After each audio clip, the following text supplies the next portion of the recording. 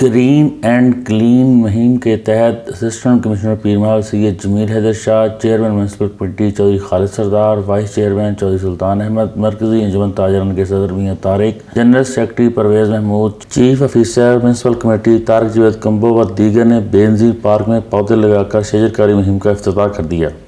इस मौका पर असिस्टेंट कमिश्नर सैयद जमील हैदर शाह ने कहा कि रेवेन्यू और एमसी म्यूनसिपल कमेटी यहाँ पे पीरमहल के अंदर 20,000 पौधे लगाएगी।